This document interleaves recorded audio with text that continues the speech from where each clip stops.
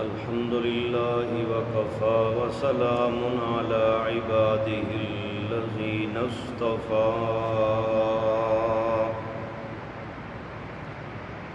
أما بعد فأعوذ بالله من الشيطان الرجيم بسم الله الرحمن الرحيم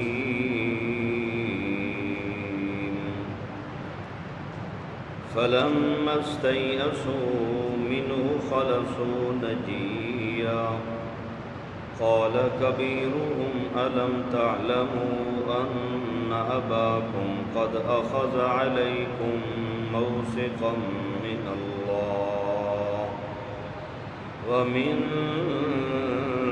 قبل ما فرطتم في يوسف فلن أبرح الأرض حتى يأذن لي أبي أو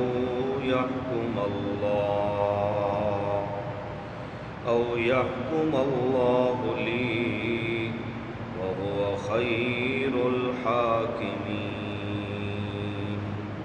الآية۔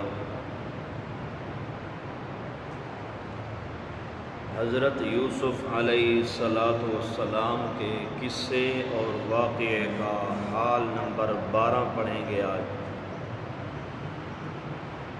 حال نمبر 12 کا خلاصہ آپ سماعت فرما لیں۔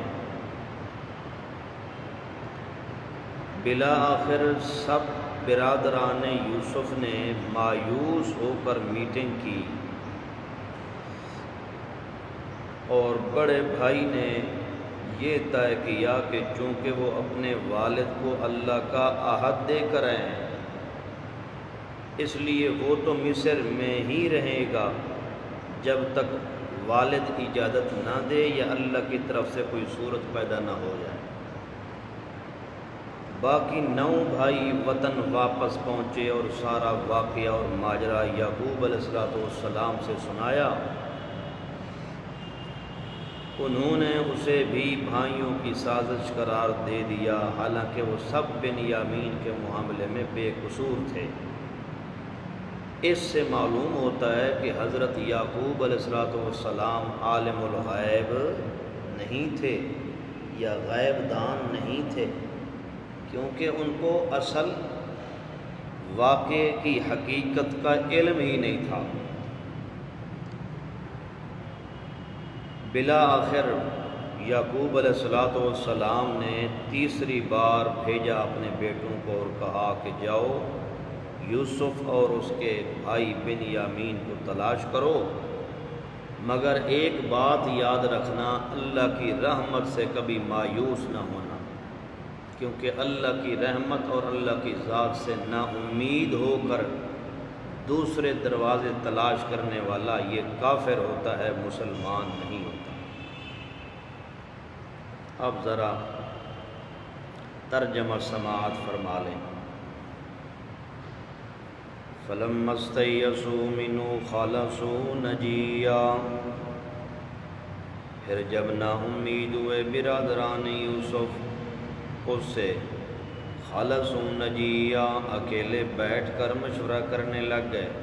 قَالَ كَبِيرُهُمْ کہنے لگا ان کا بڑا بھائی جس کا نام یہودا تھا، أَلَمْ تَعْلَمُوا أَنَّ أَبَاكُمْ قَدْ أَخَذَ عَلَيْكُمْ مَوْثِقًا مِّنَ اللَّهِ، کیا تم کو معلوم نہیں کہ تمہارا باپ نے تم سے وعدہ لیا تھا، مضبوط وعدہ اللہ کا، اور پہلے جو قصور کر چکے ہو تم یوسف کے حق کے اندر، اس لیے تم سے اللہ کا مضبوط وعدہ لیا تھا۔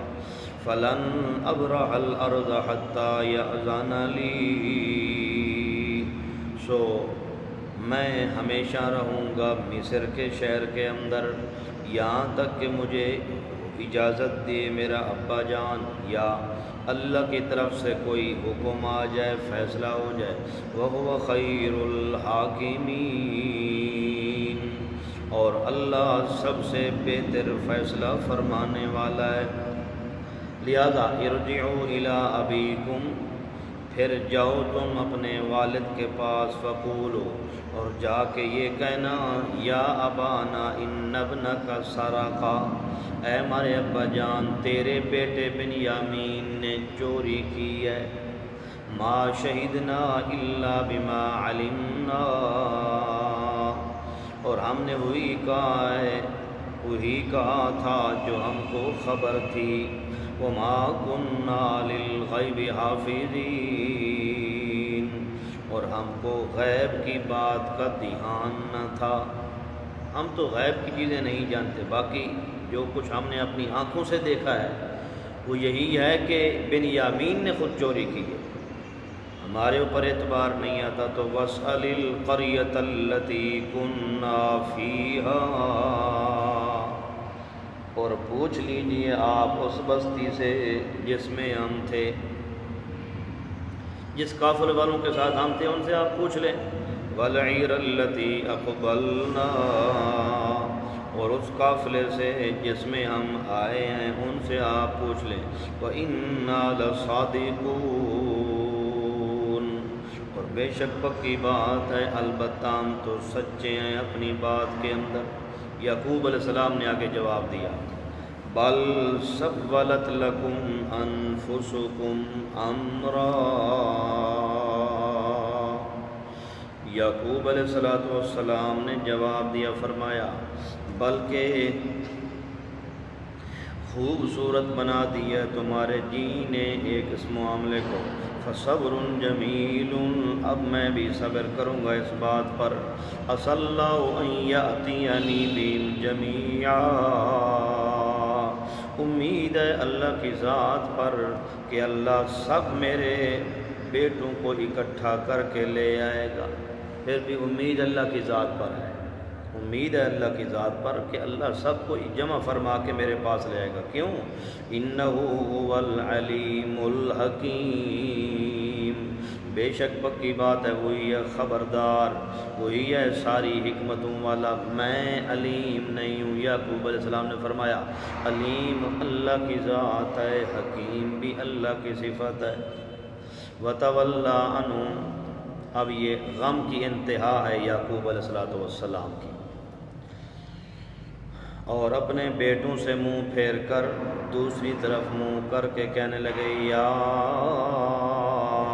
اسفا علی یوسف، اے افسوس یوسف، وابیضت عیناہ، اور رو رو کر غم کی وجہ سے سفید ہو گئیں آنکھیں یعقوب علیہ السلام کی، فہو کظیم، سو وہ آپ کو گھونٹ رہا تھا، فہو کظیم۔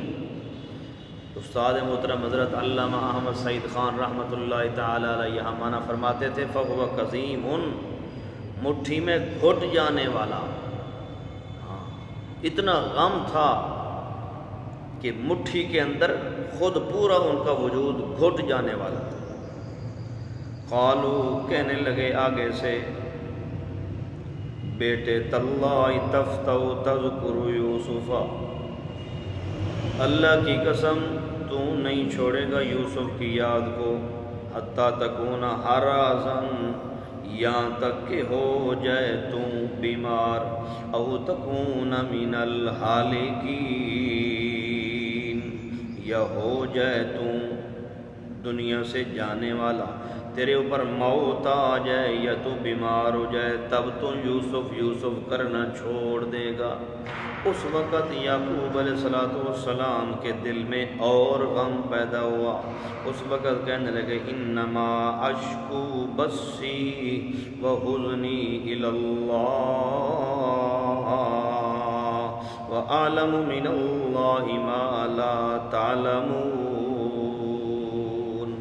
اللہ کو شکایت کی، اللہ کے سامنے اپنا غم ظاہر فرمایا، کہنے لگے انما اشکو بسی و اذنی الی اللہ، بے شک میں شکایت کرتا ہوں، کھولتا ہوں اپنا چھوٹا بڑا غم الی اللہ، اللہ کے سامنے کھول کر رکھتا ہوں، کیونکہ میرا عقیدہ اور ایمان ہے میرے غم دینے والا بھی اللہ ہے اور میرے غموں کو ٹالنے والا بھی میرا اللہ پاک ہے۔ اس لیے تو نبی کریم صلی اللہ علیہ وسلم کو اللہ نے حکم دیا ہے، یمسسک اللہ بضر فلا کاشف لہ الا ھو، اگر اللہ چاہے آپ کو تکلیف دینے کا ارادہ کرے تو میرا پیغمبر قرآن مقدس کہہ رہا ہے کوئی اللہ کی آئی تکلیف کو ہٹا نہیں سکتا، کوئی دور نہیں کر سکتا۔ وَإِن يُرِدْكَ بِخَيْرٍ فَلَا رَادَّ لِفَضْلِهِ، اور اگر اللہ ارادہ فرمائے آپ کو بھلائی دینے کا تو اللہ کی آئی ہوئی بھلائی کو کوئی واپس لوٹا سکتا نہیں ہے۔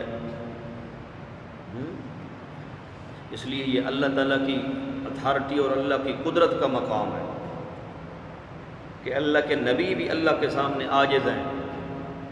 یعقوب علیہ السلام نے فرمایا میں اپنے چھوٹا بڑا غم سارے غم اللہ کے سامنے کھولتا ہوں، میرے سارے غموں کو ٹالنے والا اللہ ہے۔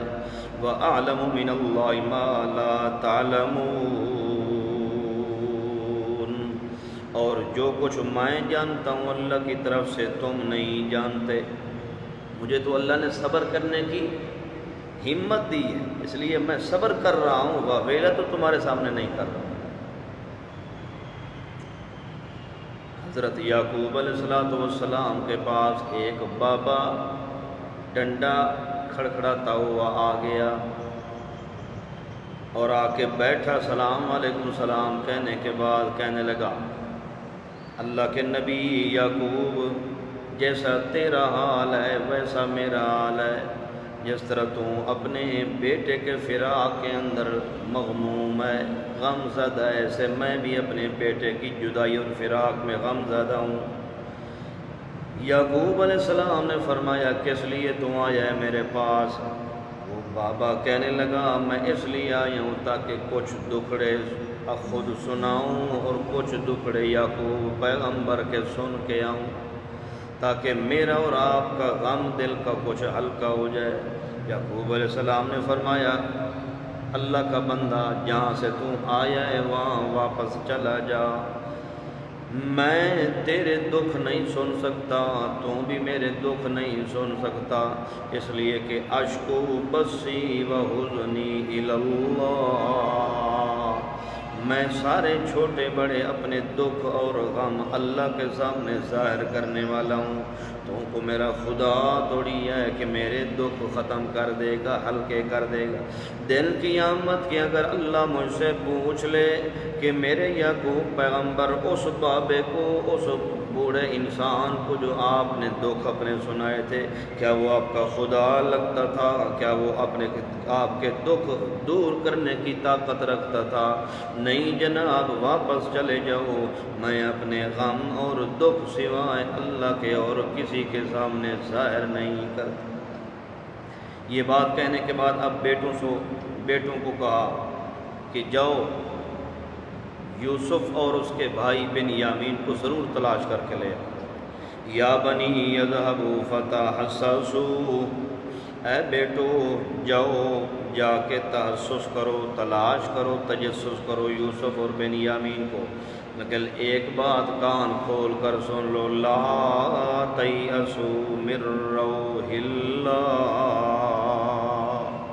اللہ کی رحمت سے کبھی نا امید نہ ہونا۔ قرآن پاک بھی یہی تعلیم دیتا ہے، ہر نبی نے بھی یہی تعلیم دی ہے، لا تیأسوا من روح اللہ، اللہ کی رحمت سے کبھی نا امید نہیں ہونا۔ قرآن پاک میں اللہ فرماتے ہیں لا تقنطوا من رحمت اللہ، میرے پیغمبر میرے خاص بندوں کو کہہ دو میری ذات سے کبھی مایوس نہ ہوں، میرے ذات سے کبھی نا امید نہ ہوں، ایسی زبان سے الفاظ ایسے نہ بولیں کہ خدا کے پلے میں سوائے وحدت کے دھڑا کیا ہے، جو کچھ لینا ہے لے لیں گے محمد سے۔ اللہ فرماتے ہیں میری ذات کے علاوہ کون سا تمہارا دروازہ ہے جس دروازے سے تم اپنی ضرورتیں پوری کروا سکتے ہو؟ محمد کے دروازے پہ آتے ہو، محمد مصطفیٰ تو میں رب سے اپنی ضرورتیں پوری کروانے کے لیے رات دن رو رو کے زندگی گزارتے ہیں، وہ بھی میرے محتاج ہیں۔ تم کیسے محمد الرسول اللہ کے دربار سے اپنی جھولیاں بھر سکتے ہو؟ لہذا یہ کہنا ہی غلط ہے کہ یہ سب تمہارا کرم ہے آقا کے بات اب تک بنی ہوئی ہے۔ اللہ فرماتے ہیں پیچھے کے پلید انسان، کرم تو اللہ کا ہے کہ تیری اب تک بات بنی ہوئی ہے۔ پیغمبر اور نبی ولی کا کرم تیرے اوپر کیسے ہو سکتا ہے؟ وہ تو اپنے اوپر کرم کرنے میں اللہ کے محتاج ہیں۔ کس کے محتاج ہیں؟ اللہ تعالیٰ کے محتاج ہیں۔ لہذا یعقوب علیہ السلام نے فرمایا اپنے بیٹوں کو جاؤ یوسف اور اس کے بھائی بنیامین کو تلاش کر کے لے آؤ، مگر اللہ کی ذات سے کبھی مایوس نہ ہونا۔ کیوں؟ اس کی وجہ یہ ہے کہ اِنَّهُ لَا يَيْأَسُ مِن رَّوْحِ اللَّهِ إِلَّا الْقَوْمُ الْكَافِرُونَ۔ اللہ کی ذات سے مایوس ہونے والا وہ مسلمان نہیں، الا القوم الکافرون، وہ تو کافر لوگوں کا کام ہے جو اللہ کی ذات سے نا امید ہو جاتے ہیں، مایوس ہو جاتے ہیں۔ اب قرآن کیا کہتا ہے؟ اللہ کی ذات سے نا امید ہونے والا کافر ہے۔ کون ہے؟ کافر ہے۔ اللہ کی قسم ہے، قرآن پاک کے الفاظ ہیں الا القوم الکافرون۔ اب اس کا کیا ترجمہ کریں کہ اللہ کی ذات سے نا امید ہونے والا مسلمان ہے؟ جو خنزیر، جو اسلام کا دشمن، اللہ کا دشمن تعویذ لکھ کے دے رہا ہے، اللہ کی ذات سے نا امید کر رہا ہے کہ نہیں کر رہا؟ تو وہ مسلمان ہے، مشرک ہے یا کافر ہے؟ پہلے آپ سنتے رہے ہیں کہ تعویذ لکھنے والا اور تعویذ لینے والا دونوں مشرک ہیں، مگر قرآن کہتا ہے اللہ کی ذات سے نا امید کرنے والا اور اللہ کی ذات سے نا امید ہونے والا وہ کافر ہے، مشرک نہیں۔ الا القوم الکافر، الا القوم المشرک وہ نہیں ہے۔ ہاں، اس لیے تعویذ دینے والا ہی کافر ہے، تعویذ لینے والا ہی کیا ہے؟ کافر ہے، کیونکہ اللہ کی ذات سے نا امیدی پیدا ہو رہی ہے۔ اللہ کی ذات سے نا امیدی پیدا کرنے والا اور خود اللہ کی ذات سے نا امید ہونے والا، یہ دونوں قرآن مقدس کی نص قطعی کے مطابق کافر ہے۔ یعقوب علیہ السلام نے فرمایا لا یئس من روح اللہ الا القوم الکافرون۔ میاں مرکزی اشاعت توحید و سنت والے تو قرآن کا سچا مسئلہ بتلاتے ہیں، جرم ان کا یہی ہوتا ہے کہ یہ کسی بڑے چھوٹے استاد کی، اکابر کی روح رعایت نہیں کرتے، قرآن جیسے فتویٰ لگائے ویسے فتویٰ لگا دیتے ہیں۔ ہاں، حق مسئلہ بتاتے ہیں مرکزی والے۔ اب قرآن کہتا ہے قال الظالمون ان تتبعون الا رجلا مسحورا، میرے پیغمبر پر جادو کا اثر ماننے والا کون ہے؟ ایک تو ہے نا قرآن کہتا ہے گمراہ ہے، مگر پہلے اللہ نے فتویٰ لگایا قال الظالمون، دوسری آیت میں قال الکافرون، قال الظالمون، مولویوں سے مسئلہ پوچھو تو کہتے ہیں جناب ہماری جماعت کا مسئلہ ہے، کافر نہیں ہوتا، البتہ مجرم ضرور ہے، رعایت کر جائیں گے مگر ہم کسی کی روح رعایت نہیں کرتے۔ قال الظالمون، اس سے بڑا ظالم اور بے ایمان اور کوئی نہیں ہے۔ قال الکافرون، اس شخص سے بڑا کافر بے دین کوئی نہیں ہے جو یہ کہے کہ پیغمبر صلی اللہ علیہ وسلم کے اوپر جادو کا اثر چل گیا تھا۔ اس سے بڑا ظالم، کافر اور بے دین اور زندیق اور کوئی نہیں۔ ایسے ہی قرآن پاک کے اندر آتا ہے جو اللہ کی ذات کو چھوڑ کر نبیوں ولیوں کی قبروں پہ جاتے ہیں اور قبر والوں کو جا کے مشکل کشا، حاجت روا، کھوٹی قسمتیں کھری کرنے والا سمجھتے ہیں۔ اللہ ان کے متعلق فرماتے ہیں جو ان کو جا کے پکارتے ہیں، ما دعاء الکافرین الا فی ضلال، وہ تو کافر ہیں جو اللہ کی ذات کو چھوڑ کر اور دروازے جا کے تلاش کر رہے ہیں۔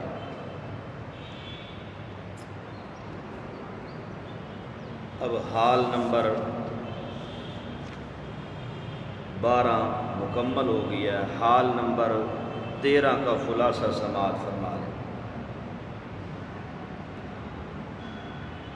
اب تیسری بار حضرت یوسف علیہ السلام کے بھائی جب حاضر ہوئے یوسف علیہ السلام کے پاس مصر میں، تو بڑی عاجزی سے کہنے لگے کہ جی ہمارے معمولی سرمایہ کے بدلے میں مہربانی فرما کر ہمیں پورا غلہ عنایت فرما دیجیے۔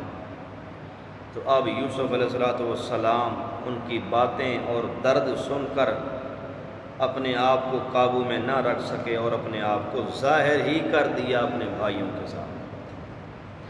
تمام بھائیوں نے اپنی غلطی کا اعتراف کیا اور حضرت یوسف علیہ السلام سے معذرت کرنے لگے۔ حضرت یوسف علیہ السلام نے پیغمبرانہ شفقت اور رحمت سے عام معافی کا اعلان فرما دیا اور بھائیوں کو واپس وطن بھیجا تاکہ تمام اہل و عیال کو لے کر مصر وہ پھر آ جائیں۔ یہ 13ویں حال کا خلاصہ ہے۔ اب ذرا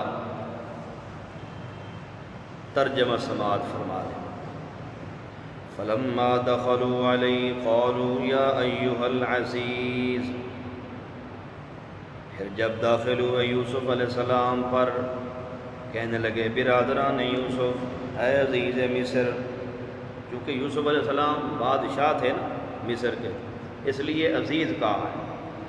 مسنا، ہمیں پہنچی ہے کاد سالی و اہلنا الضر، اور ہمارے گھر پر بڑی بھوک ہے۔ وجئنا ببضاعۃ مزجاۃ، اور ہم لائیں ناقص پیسے، کھوٹے سکے، کھوٹے پیسے درہم دینار لائیں۔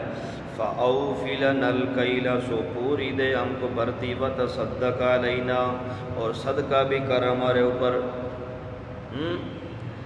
ان اللہ یجزی المتصدقین،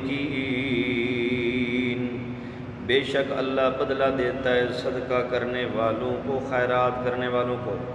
حضرت یوسف علیہ السلام نے فرمایا حال علمتم ما فعلتم بیوسف، کیا جانتے ہو، تم کو خبر ہے کہ تم نے کیا کیا کیا تھا یوسف اور اس کے بھائی بنیامین کے ساتھ؟ اذ انتم جاہلون، جب تھے تم بے سمجھ، جب تمہیں سمجھ نہیں تھی اس وقت تم نے یوسف علیہ السلام کے ساتھ کیا کیا تھا۔ جب یوسف علیہ السلام نے یوں کہا تو ان کی آنکھیں بڑی ہو گئیں، حیران ہو کر کہنے لگے اِنَّكَ لَأَنْتَ یوسف، کیا تو یوسف ہے؟ یا یوسف علیہ السلام نے فرمایا انا یوسف وہذا اخی، یہ میرا بھائی بنیامین اور میں وہی یوسف ہوں تمہارا بھائی۔ قد من اللہ علینا تحقیق احسان کی ہے اللہ نے ہم پر۔ انہ من یتقی ویصبر بے شک پکی بات ہے قانون الہی ہے، جو کوئی ڈرتا ہے اللہ تعالیٰ سے متقی بن جاتا ہے اور اللہ کی آئی ہوئی تکلیفوں اور مصیبتوں پر صبر کرتا ہے۔ فإن اللہ لا یضیع اجر المحسنین، بس بے شک پکی بات ہے اللہ ایسے مخلص لوگوں کا اجر ضائع نہیں ہونے دیتا۔ برادران یوسف کہنے لگے تاللہ اللہ کی قسم لقد آثرک اللہ علینا، اللہ نے پسند کر لیا ہے آپ کو ہم میں سے، وَإِن كُنَّا لَخَاطِئِينَ، اور ہم پہلے بھی غلطی پر تھے اب بھی ہم خطاوار ہیں۔ یوسف علیہ السلام نے پیغمبرانہ شفقت کا اظہار کرتے ہوئے فرمایا لا تثریب علیکم اليوم، نہیں ہے الزام آج کے دن تمہارے اوپر، یغفر اللہ لکم، بخش دے گا اللہ تعالیٰ تم کو، وہو ارحم الراحمین، وہی ہے سب مہربانوں سے مہربان۔ اذهبوا بقمیصی ھذا فألقوه علی وجہ ابی یأتی بصیرا، یوسف علیہ السلام نے فرمایا بڑے بھائی یہودے کو کہا جا میرا یہ قمیص مبارک کرتا مبارک لے جا، فألقوا علی وجہ ابی، جا کے میرے ابا جان یعقوب علیہ السلام کے چہرے پر اس کو ڈالنا، یأتی بصیرا، اس کی بینائی واپس آ جائے گی، وَأْتُونِي بِأَهْلِكُمْ أَجْمَعِينَ، اور لے آؤ میرے پاس گھر اپنا سارے کا سارا، پھر سارے وہاں سے میرے پاس مصر کے علاقے کے اندر چلے آنا۔ اب حال نمبر 13 مکمل ہو گیا ہے، حال نمبر 14 کا خلاصہ سماعت فرما لیں۔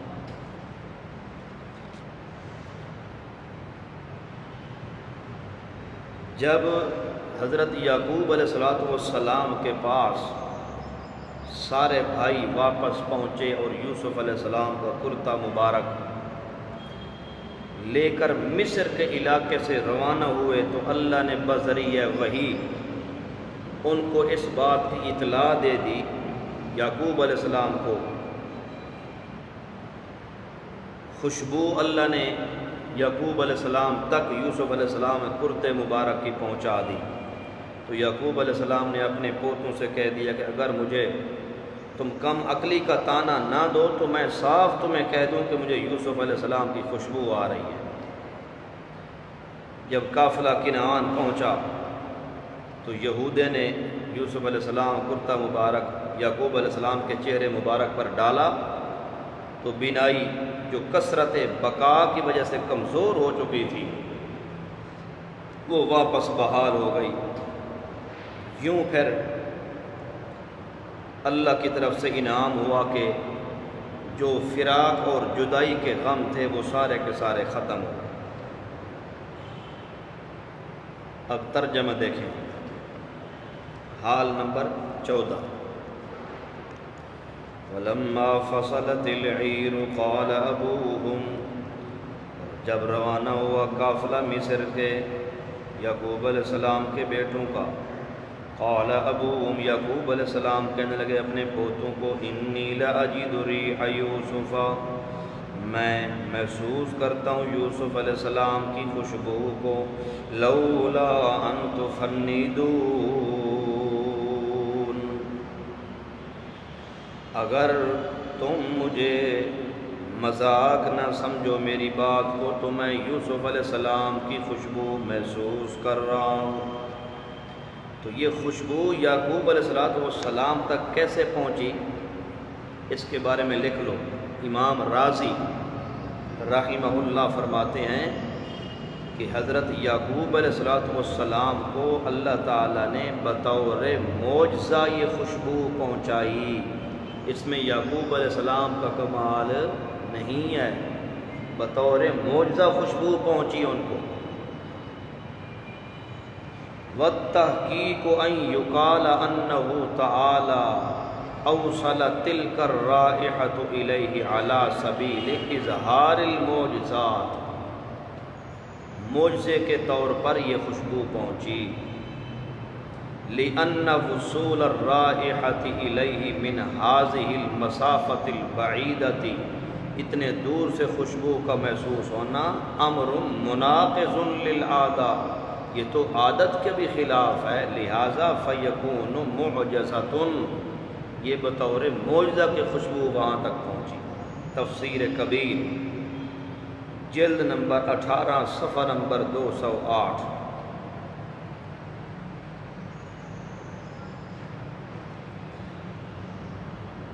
آگے پوتے یعقوب علیہ السلام کے کہنے لگے تاللہ انک لفی ضلالک القدیم، اللہ کی قسم تو اپنی قدیمی پرانی غلطی کے اندر ہے، کوئی پرانی قدیمی غلطی ہے تیرے اندر کہ اب بھی تو یوسف کر رہا ہے، یوسف سے محبت کا اظہار کر رہا ہے۔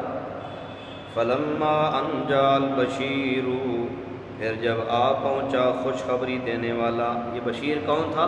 یہ یہودہ مراد ہے، یوسف علیہ السلام کا بڑا بھائی۔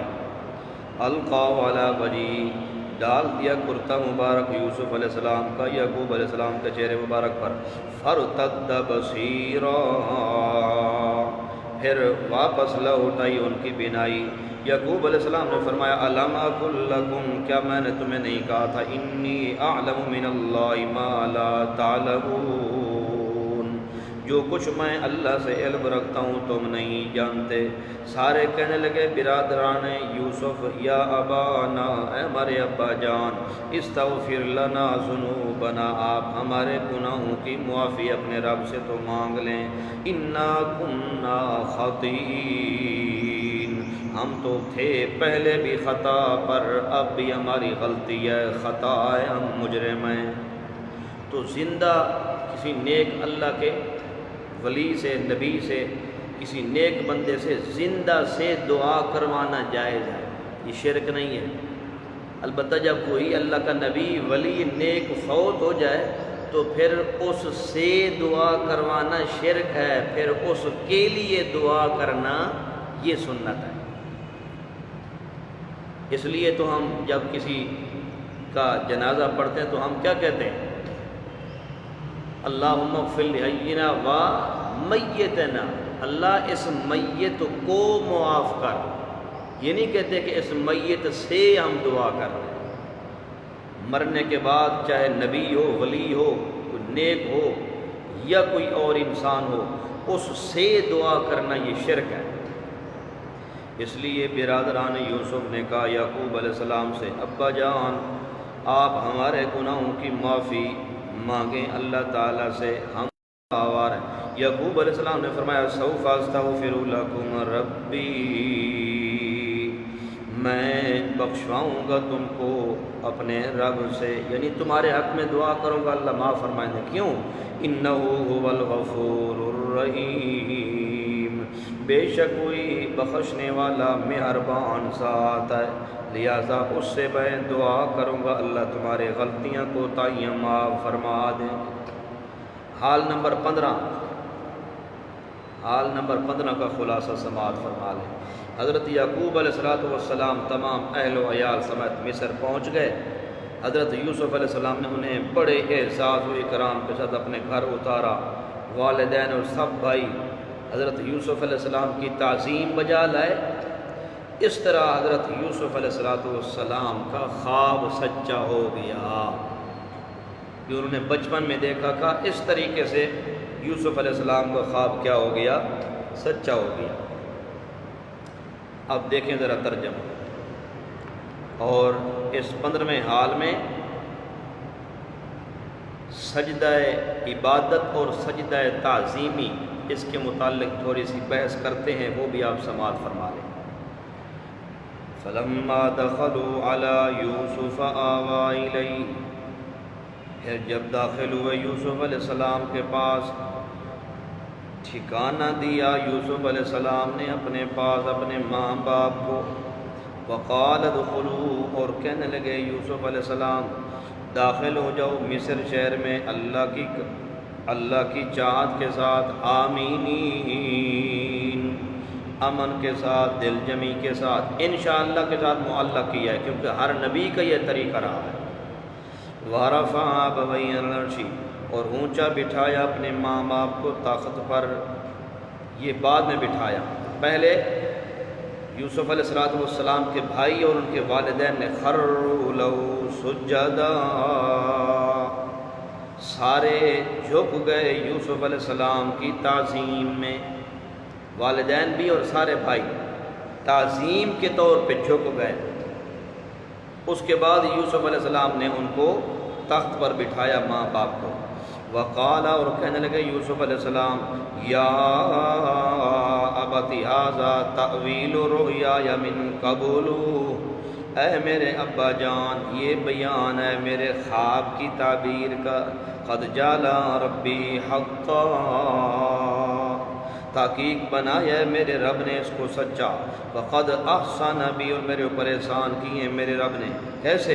اذ اخرجنی من السجن، جب نکالا ہے اس نے مجھے قید سے، جیل سے، وجاء بکم من البدو، اور لے آیا اللہ تمہیں دیہات کے علاقے سے، من بعد ان نزغ الشیطان، بعد اس کے کہ ڈال چکا تھا شیطان میرے اور میرے بھائیوں کے درمیان دشمنی، بغاوت، ان ربی لطیف لما یشاء، بے شک پکی بات ہے میرا رب تدبیر سے کرتا ہے جو چاہتا ہے، انہ هو العلیم الحکیم، بے شک وہی ہے خبردار، حکمت والا، خبردار بھی ہے حکمت والا بھی ہے۔ رب قد آتیتنی من الملک، اے رب میرے تحقیق عطا فرمائیے تو نے مجھ کو بلند حکومت، اور سکھایا ہے مجھ کو تعبیر، خواب کی تعبیر کا علم، فاطر السماوات والارض، اے پیدا کرنے والے آسمان و زمین کے، انت ولی فی الدنیا والآخرہ، تو ہی میرا کار ساز ہے دنیا اور آخرت میں، توفنی مسلما والحقنی بالصالحین، موت دے تو مجھ کو اللہ اسلام پر، اور ملا دے مجھ کو نیک لوگوں کی صف کے اندر، ملا دے مجھ کو تو نیک لوگوں کی صف کے اندر، نیک لوگوں کے ساتھ اللہ مجھے شامل فرما دے۔ نبی اور پیغمبر ہونے کے باوجود بھی الحقنے بالصالحین کی دعا مانگ رہا ہے۔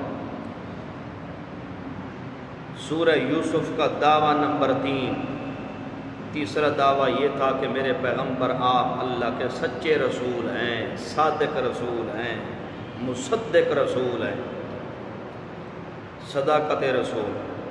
ذالک من انباء الغیب، یہ غیب کی خبریں ہیں، یہ غیب کی خبریں ہیں، نوحیہ الیک، ہم نے بھیجی ہیں آپ کی طرف، ہم نے بھیجی ہیں آپ کی طرف، ما کنت لدیہم اذ اجمعوا امرہم، حاضر و ناظر ہونے کی نفی آپ صلی اللہ علیہ وسلم سے، اور نہیں تھے آپ موجود ان کے پاس جب وہ جمعیت بنا کے اتفاق کر کے اپنے فریب اور مکر مشورے کرنے لگ گئے تھے برادران یوسف، اس وقت میرے پیغمبر آپ ان کے پاس موجود نہیں تھے، حاضر و ناظر ہونے کی نفی، ما کنت لدیہم، آپ وہاں حاضر نہیں تھے، قرآن کہتا ہے نہیں تھے، مگر یہ نبی علیہ السلام کو حاضر ناظر مان رہا ہے، اس سے بڑا کفر اور کیا ہو سکتا ہے؟ قرآن کی بات نہیں ماننی، اپنی سٹلیات کے پیچھے چل رہا ہے۔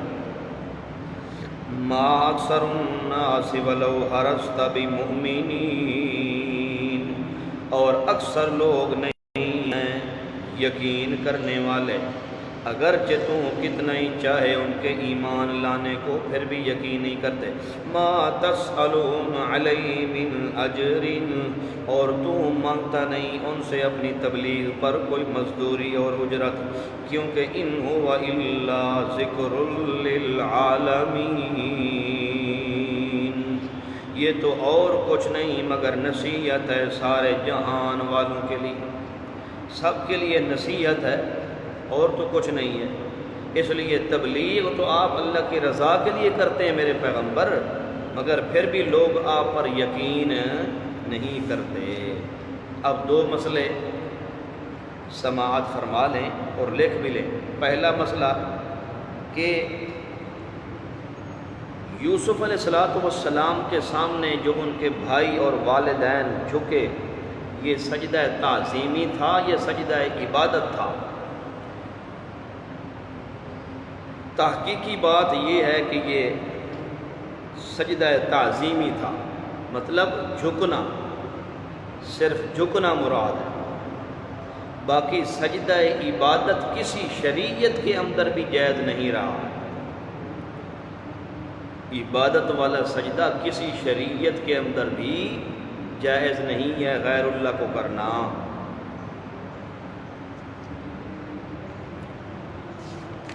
اس پر ایک دلیل سماعت فرما لیں، لکھ لیں۔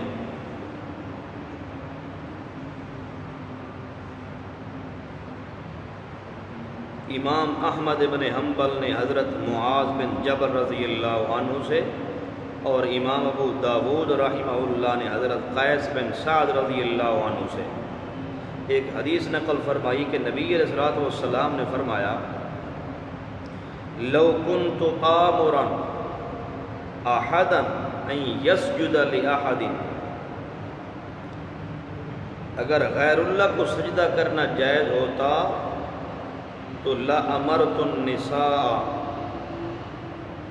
تو میں عورتوں کو حکم دیتا کہ وہ اپنے شوہروں کو سجدہ کرتیں، اپنے خامدوں کو سجدہ کرتیں، مگر فاسجدوا للہ، سجدہ عبادت صرف اللہ کا حق ہے۔ غیر اللہ کو سجدہ عبادت کرنا کیا ہے؟ شرک ہے۔ اللہ کی ذات کے علاوہ کسی نبی، ولی، پیر، فقیر کی قبر پر یا اس کے سامنے سجدہ عبادت کرنا یہ شرک ہے۔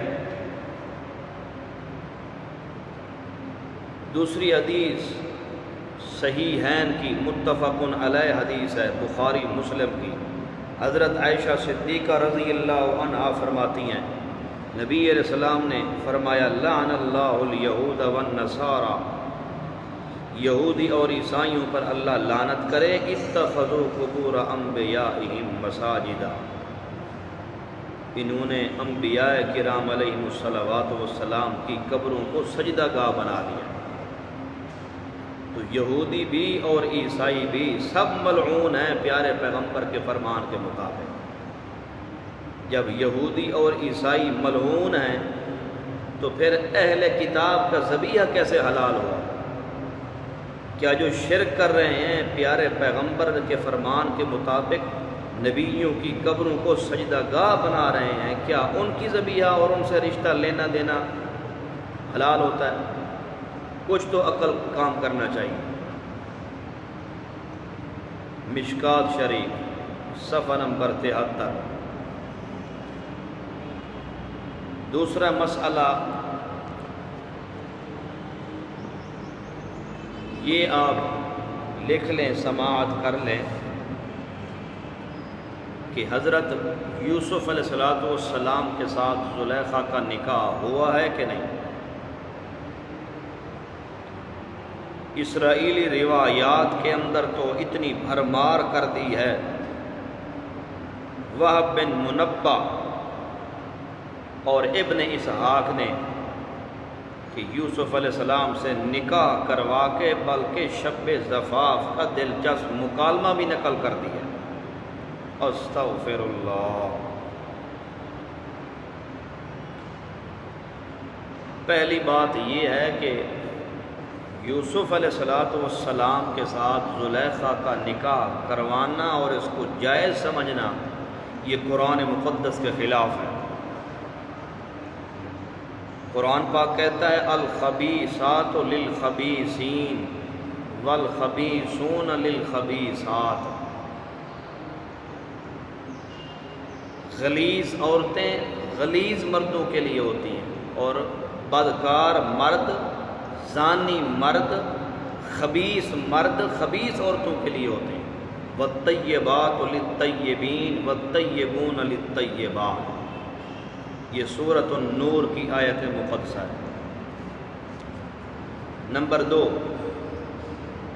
محققین حضرات فرماتے ہیں کہ یوسف علیہ السلام کے ساتھ زلیخا کا نکاح کروانا ھذا شاع عند القصاص، یہ قصہ گو لوگوں کی باتیں ہیں، لا اصل لہ، اس کی کوئی حقیقت نہیں۔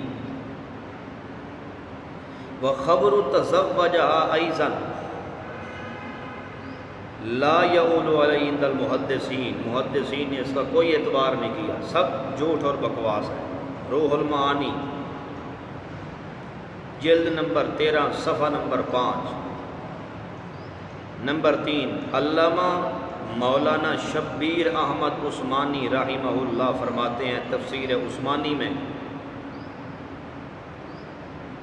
کہ یوسف علیہ السلام کا نکاح زلیخا کے ساتھ کروانا یہ اتنی جھوٹی اور فضول بات ہے کہ محدثین نے اس پر کوئی اعتبار نہیں کیا۔ نمبر 5، نمبر 4، دارالعلوم دیوبند سے ایک رسالہ نکلتا تھا جس کا نام تھا ماہانہ التجلی۔ اب بھی اگر وہ کسی سے مل جائے، قاری محمد طیب پانی پتی رحمہ اللہ تعالی کا،